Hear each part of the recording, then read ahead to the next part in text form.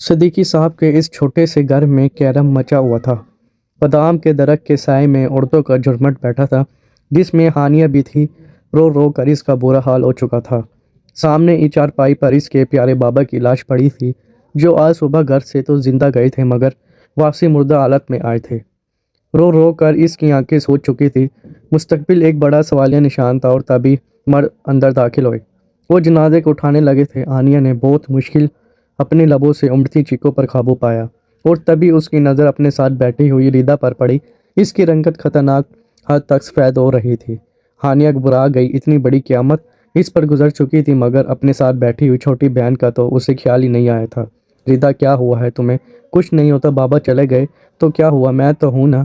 ہانیہ نے اسے بے ساختہ اپنے ساتھ لپٹا لیا تھا اور تبھی اسے پتہ چلا وہ تو بالکل ٹھنڈی ہو رہی تھی۔ جنازے کو گھر سے باہر لے جایا جا چکا تھا۔ ہانیہ ہری تک اپنے ساتھ لٹائے سیسکیاں بھرنے لگی اور تبھی اسے اندازہ ہوا کہ ریدا تو بالکل خاموش ہے۔ اس نے اس کا چہرہ پیچھے ہٹایا۔ اس کی آنکھیں حیرت کے مارے کھلی رہ گئی۔ ریدا کی آنکھیں الٹی تھیں اور رنگ نیلا پڑ رہا تھا۔ وہ گہری گہری سانسیں لینے کی کوشش کر رہی تھی مگر یوں لگ رہا تھا اس کا سانس اٹک رہا ہے۔ ریدا، ریدا، کیا ہوا ہے تمہیں؟ ہانیہ بری طرح سے بوکھلا گئی۔ شکر تھا کہ اس پڑوسن والے ابھی ان کے گھر میں جمع تھے۔ محلے کے ہی ایک لڑکے نے جلدی سے رشیے میں ریدا کو ڈالا اور ہانیہ اپنی پڑوسی سائمہ آنٹی کے ساتھ ریدا کو ہاسپٹل لے گئی۔ ہاسپٹل کے کوریڈور میں پریشانی سے ٹہلتی جیسے اس کی ٹانگوں سے جان نکلی جا رہی تھی۔ پتہ نہیں ریدا کو اچانک کیا ہو گیا تھا۔ پہلے ماں کا انتقال اور سال بعد ہی باپ کا چلے جانا، یہ کسی صدمے سے کم نہیں تھا کہ اب اس کی چھوٹی بہن کی حالت ایسی ہو رہی تھی۔ ڈاکٹر اندر سے باہر نکل آیا تھا۔ ہانیہ لپک کر گئی۔ سرکاری اسپتال تھا اس لیے اسے کوئی خاص توجہ نہیں ملی۔ انتظار کریں بی بی، ابھی آپ کی بہن کے ٹیسٹ ہو رہے ہیں، ڈاکٹر جواب دیتا ہوا آگے بڑھ گیا۔ ہانیہ بے جان ہوتے قدموں کے ساتھ وہیں بیٹھ گئی۔ سائمہ آنٹی کو اپنے گھر جانا تھا سو وہ چلی گئی۔ لڑکا بھی اپنے کام سے نکل گیا۔ ہانیہ کی آنکھوں میں آنسو بھرنے لگے۔ یتیموں کو ساتھ بھلا کون دیتا ہے؟ نہ جانے کتنے گھنٹے گزر گئے، باہر شام رات میں بدل گئی۔ جس وقت اندر کمرے سے ڈاکٹر نکل کر آیا اس نے ہانیہ کا نام پکارا تھا۔ ہانیہ لپک کر اس کے پاس گئی۔ بی بی، آپ کی چھوٹی بہن کے دل میں سوراخ ہے۔ حیرت ہے کہ آپ لوگوں کو اب تک اس کا پتہ کیوں نہیں چلا۔ یہ تو پیدائشی ہے مگر اب وہ مزید اس نقص کے ساتھ زندہ نہیں رہ سکتی۔ ان کا آپریشن ضروری ہے ورنہ وہ چند دنوں کی مہمان ہے۔ ڈاکٹر نے مشینی انداز میں ہانیہ کے سر پر بم پھوڑا تھا۔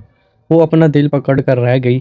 گھر میں کھانے پینے کے لیے پیسے نہیں تھے، وہ ریدا کا علاج کہاں سے کرواتے؟ ڈاکٹر نے اسے صاف صاف لفظوں میں کہہ دیا تھا کہ یہ علاج سرکاری اسپتال میں ہونا ناممکن ہے، اس کے لیے اسے پرائیویٹ اسپتال ہی جانا تھا۔ ریدا ہوش میں تھی۔ ہانیہ بے جان ہوتے قدموں کے ساتھ اس کا ہاتھ پکڑے گھر واپس آ گئی۔ گھر میں لاتے ہی ہانیہ نے اسے بستر پر لٹایا تو وہ سو گئی مگر خود وہ بستر کے سرانے بیٹھی پھوٹ پھوٹ کر رونے لگی۔ بس یہی پریشانی تھی کہ وہ تمام اخراجات کیسے پورے کرے گی اور سب سے بڑی بات ریدا کا علاج کیسے کرائے گی۔ اس سب کے لیے ضروری تھا کہ وہ گھر سے باہر قدم نکالتی۔ اگلی صبح اس نے اپنی چادر اوڑھی، سوئی ہوئی ریدا کو پیار کیا۔ پڑوسن سائمہ آنٹی اچھی تھی۔ ہانیہ نے ان سے ریدا کا خیال رکھنے کی تلقین کی۔ وہ انہی کے گھر آ جایا کرتی تھی۔ اس وقت بھی وہ اپنا اکلوتا بچہ اٹھا کر ہانیہ کے گھر ہی آ گئی۔ خدا حافظ کہتے ہوئے ہانیہ گھر سے باہر نکل آئی۔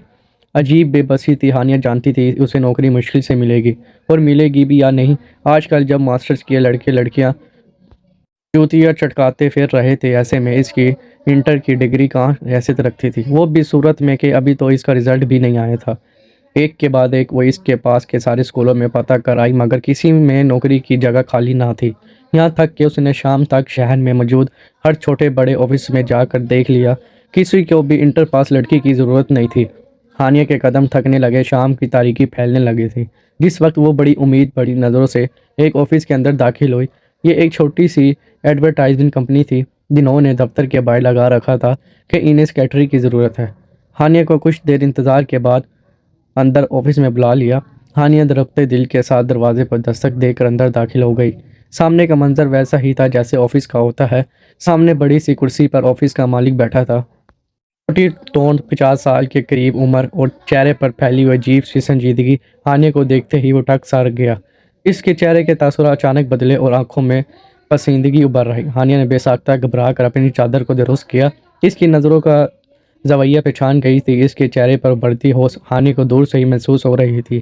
آئیے مس، یہاں آ کر بیٹھ جائیے، اس آدمی نے دلچسپی بھرے انداز میں کہا تھا۔ ہانیہ झिझकते हुए सामने जाकर कुर्सी पर बैठ गई।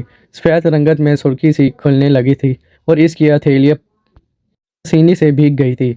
आपने बाहर लिख कर लगा रखा है कि आपको नौकरी के लिए सेक्रेटरी की ज़रूरत है। मुझे ये नौकरी चाहिए मगर मेरी तालीम कुछ कम है।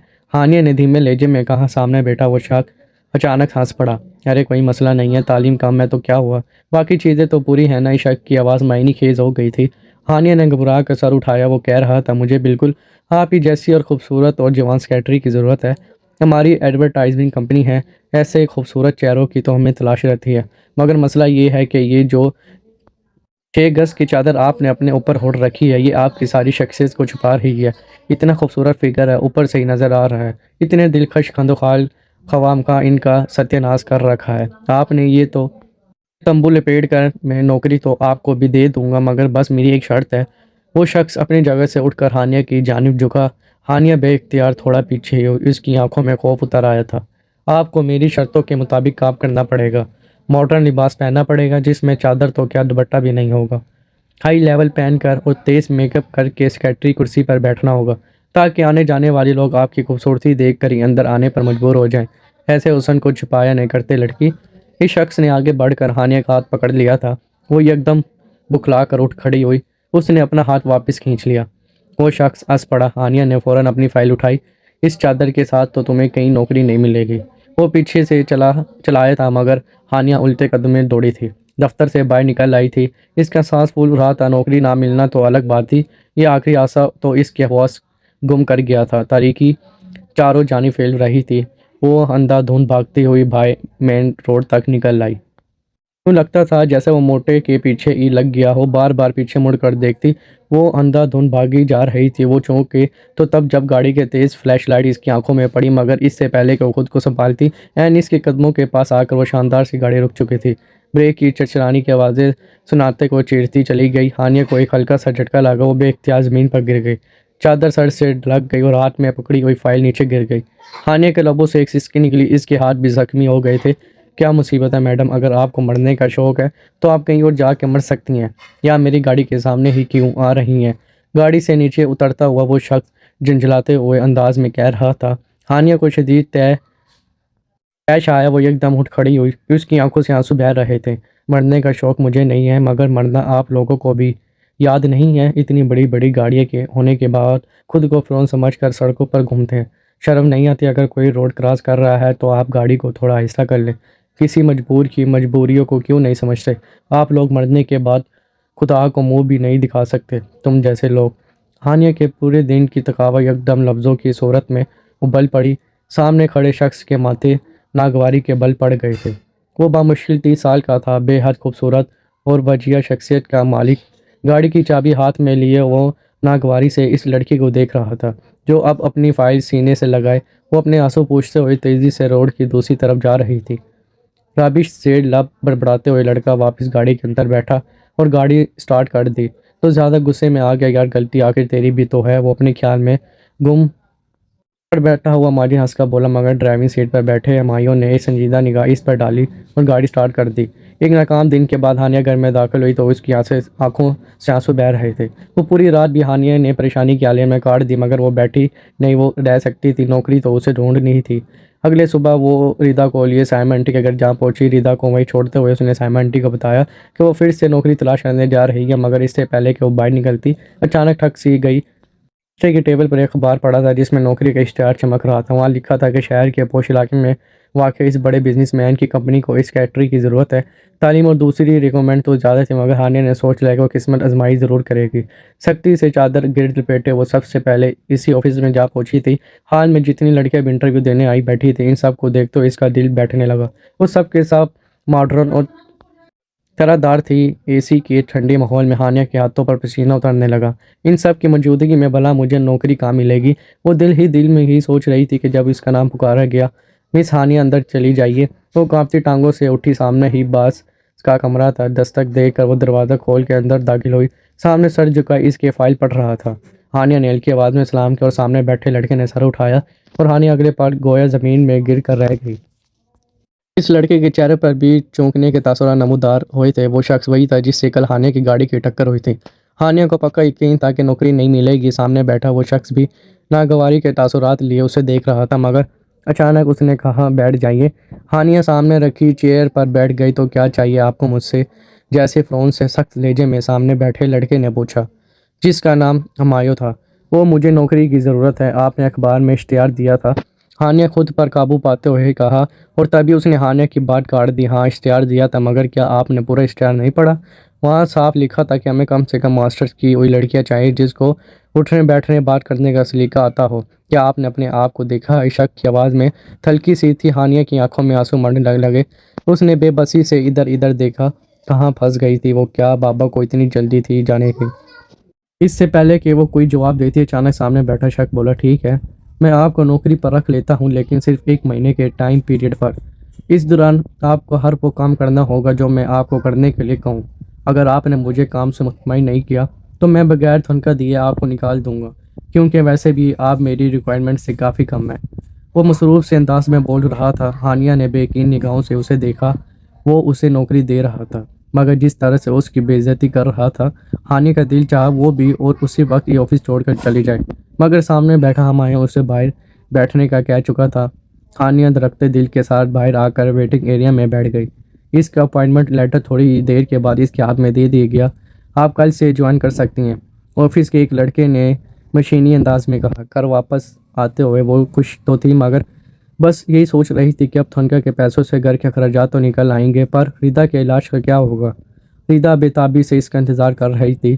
اسے دیکھتے ہی کھل اٹھی۔ ہانیہ اگلے دن وقت سے ہی آفس پہنچی تھی۔ اس نے اپنے سب سے بہترین جوڑوں میں سے ایک جوڑا پہنا تھا، مگر اس نے اچھے سے دوپٹہ اپنے سر پر جما رکھا تھا۔ اس حلیے میں بھی وہ قیامت لگ رہی تھی۔ اس کے ڈیسک ہمایوں کے کمرے کے عین باہر تھی۔ اسی روز اسے پتہ چلا کہ ہمایوں نے اسے اپنی پرسنل سیکرٹری رکھا ہے۔ آفس کی سیکرٹری تو ایک اور تھی، اور وہ جب آفس میں آیا تو اس کی ڈیسک کے پاس سے گزرتے اس نے ایک سرسری نگاہ ہانیہ پر ڈالی۔